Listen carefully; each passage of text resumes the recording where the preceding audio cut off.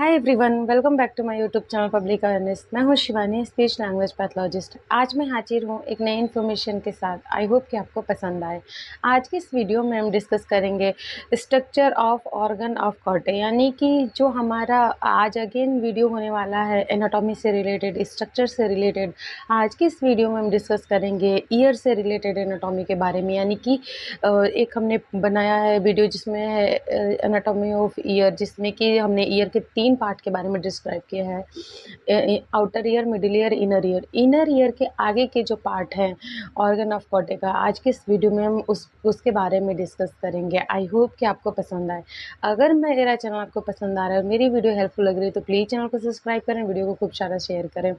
सो मैं इन्हीं सब से रिलेटेड वीडियो बनाती हूँ, अगेन ट्रीटमेंट से रिलेटेड, सिम्टम्स से रिलेटेड, और भी कुछ जो भी इस तरीके की प्रॉब्लम होती है उससे रिलेटेड मैं वीडियो बनाती हूँ। सो देर नहीं करते हैं, वीडियो में आगे बढ़ते हैं। जो ऑर्गन ऑफ कॉटाई का पार्ट होता है वो हम आज की इस वीडियो में डिस्कस करेंगे। बेसिकली ये एक एनाटॉमी रिलेटेड वीडियो है और ईयर की जो एनाटॉमी है उसी की एक पार्ट है जिसे हम ऑर्गन ऑफ कॉटाई बोलते हैं। हम उसके बारे में डिस्कस। सबसे पहले मैं दिखा दूं कि ऑर्गन ऑफ कॉटाई कैसा दिखता है। ये आपको एक सर्कल सा दिख रहा होगा। इस पूरे पार्ट को हम बोलते हैं ऑर्गन ऑफ कॉटाई। ये जो पूरी पार्ट है इसको हम ऑर्गन ऑफ कॉटाई बोलते हैं। बेसिकली ये 3 पार्ट में डिवाइड होता है।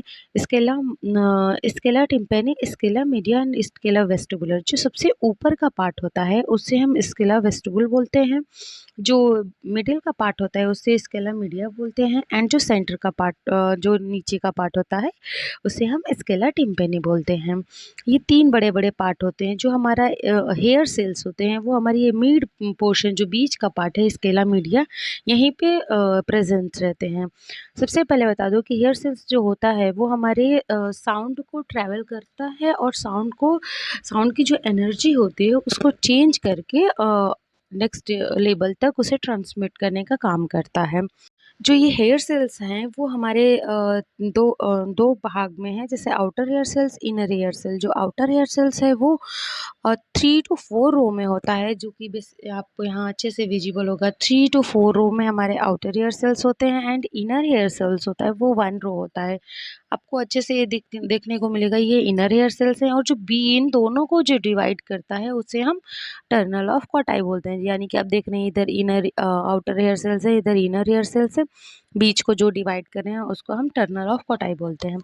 बाकी जो इसके बाद ये जो पतली सी ग्रीन सी लाइनिंग बनी है उसको हम वेस्टिबुलर मेम्ब्रेन बोलते हैं। यानी इस मेम्ब्रेन से ये जो एरिया है वो कवर्ड रहता है। ये जो येलो पार्ट आपको दिख रहा है, बेसिकली कॉकलिया के जो ये हेयर सेल्स जहाँ प्रेजेंट होते हैं, इन सारे पार्ट को बोलते हैं कॉकलिया डक्ट। एंड ये जो उसके जो बगल में इस तरीके का है, बेसिकली ये सपोर्ट का सब काम करते हैं, तो इसको हम स्टेरिया वेसिकुलस बोलते हैं। एंड ये जो ग्रीन पार्ट दिख रहा है उसको हम स्पाइरल लिगामेंट बोलते हैं। एंड इस पार्ट को जो सेल्स हैं सपोर्टिव सेल्स बोलते हैं। जो मेन सेल्स ये हैं जो इन सारे चीज को सपोर्ट करता है उसको हम सपोर्टिव सेल्स बोलते हैं। ये जो 3 रो दिख रहे हैं वो हमारे आउटर हेयर सेल्स के दिख रहे हैं, एंड 1 रो दिख रहा है वो हमारे इनर हेयर सेल्स को दिख रहा है, के बारे में दिख।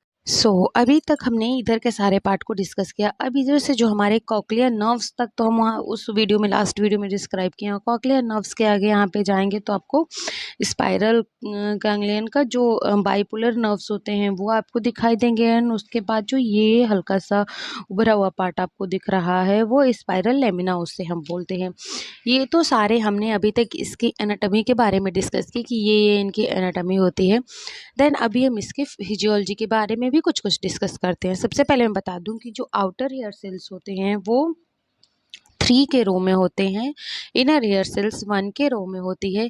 ये जो 3 के रो में होते हैं आउटर हेयर सेल्स, इसके अंदर जो होता है वो 12,000 तक की नर्व्स पाए जाते हैं और पेयर में होते हैं। और ये 33,000 पेयर में होता है। ये 33 to 40 जो 1 होता है इनर हेयर सेल, जो ये होता है वो सिंगल रो में रहता है। ये 3 to 4 रो में रहता है। उसके बाद जो आउटर हेयर सेल्स है वो, उसमें जो होता है बहुत सारे एफरेंट नर्व फाइबर होता है। इफरेंट नर्व फाइबर ये जो होता है, इसमें इफरेंट नर्व फाइबर होता है और इसमें एफरेंट रहता है।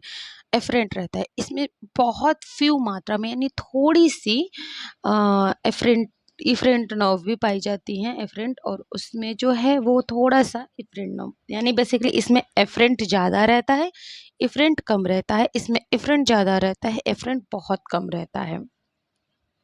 ये तो इनके नर्व्स फाइबर की बात हो गई। अब मैं इसके फंक्शन के बारे में बात करूँ कि ये करते क्या हैं। जो आउटर ईयर सेल्स है वो जो हमारे साउंड है वो इनर ईयर तक ट्रांसमिट करने का काम करते हैं। वो साउंड को मॉड्यूलेट करते हैं इनर ईयर तक, यानी जो इनर ईयर के जो इनर हेयर सेल्स जो होते हैं यहाँ तक ये साउंड को ट्रांसमिट करते हैं via help of tectorial membrane, यानी इसके हेल्प से ये साउंड यहाँ तक ट्रेवल होता है। देन जो ये इनर हेयर सेल है वो साउंड को ट्रांसमिट करते हैं ऑडिटरी स्टिमुलेशन के थ्रू हमारे ब्रेन तक। बात करते हैं कि कौन कौन सी चीज़ों से इसे डैमेज होने का डर रहता है। जो हमारे आउटर हेयर सेल्स होते हैं बेसिकली फ्रंट पे रहते हैं, तो जो आउटर हेयर सेल्स होते हैं वो ईजिली डैमेज हो जाते हैं। जैसे ओटोटॉक्सिक ड्रग्स, यानी हमने एक वीडियो बनाई जिसमें डिस्कस किया है कॉजेज ऑफ हेयरिंग लॉस, यानी कि जो ड्रग्स या इस तरीके के जो हाई डोज की मेडिसिन होते हैं उससे ये डैमेज ईजिली हो जाते हैं। देन उसके बाद से जो हाई लाउड नॉइस होता है, जो हाई फ्रिक्वेंसी के नॉइस होते हैं उससे भी इन्हें डैमेज होने का ज़्यादा चांस रहता है। एंड ये जो होता है वो मोर रीजनेबल होता है, बहुत कम इसमें चांस रहता है। तो ये जो पूरी वीडियो रही हम ये एक छोटी सी इन्फॉर्मेशन रही ऑर्गन ऑफ कॉटे के बारे में, यानी कि ऑर्गन ऑफ कॉटाई का जो स्ट्रक्चर है वो कैसा दिखता है, किस तरीके से हमारे साउंड ट्रेवल होते हैं, क्या उनके फंक्शन क्या है, आउटर ईयर सेल का फंक्शन क्या है, इनर ईयर सेल का फंक्शन क्या है, किस तरीके से दोनों वर्क करते हैं, कौन पहले डैमेज होता है, किस वजह से डैमेज होता है, इन सब बारे में हमने डिस्कस किया। आई होप कि आपको पसंद आया हो। मैं मिलती हूँ नेक्स्ट वीडियो में एक नई इन्फॉर्मेशन के साथ। तब तक चैनल पर बने रहें एंड वीडियो को खूब सारा शेयर करें। Okay, bye.